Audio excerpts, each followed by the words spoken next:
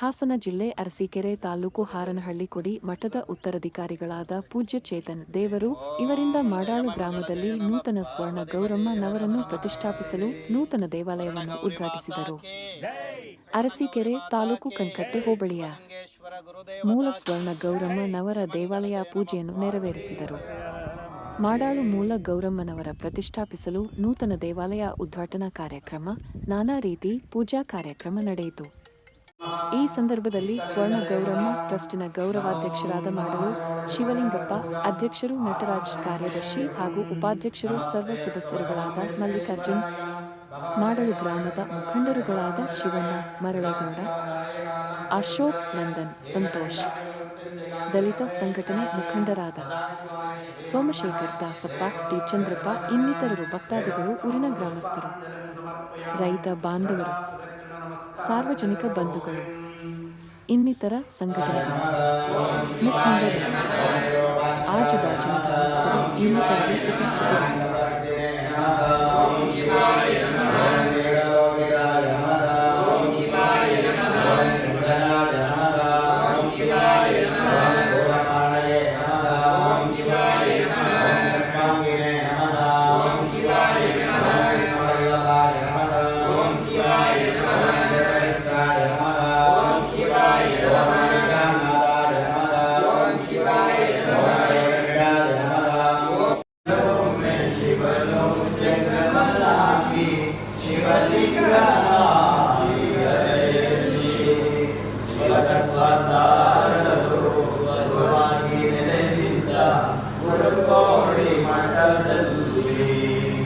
ಶಿವಲೋಕದಿಂದ ಒಮ್ಮೆ ಶಿವನು ಜಂಗಮನಾಗಿ ಶಿವಲಿಂಗನಾಗಿ ಕರೆಯಲ್ಲಿ ಶಿವತತ್ವಸಾರನು ಗುರುವಾಗಿ ನೆಲೆನಿಂತ ಗುರುಕೋಳಿ ಮಠದಲ್ಲಿ ಉಡಿಯ ಚರ್ಮಕ್ಕೆ ಬದಲು ಗ್ರಾಮೀಣ ಧರಿಸಿದ ಕೈಯಲ್ಲಿ ಶೂಲವ ಮಾಡಿದ ಅಲ್ಲಮನಂತೆ ತಲೆಗಿಳಿದ ಮೂಢನಡಿಯಂತೆ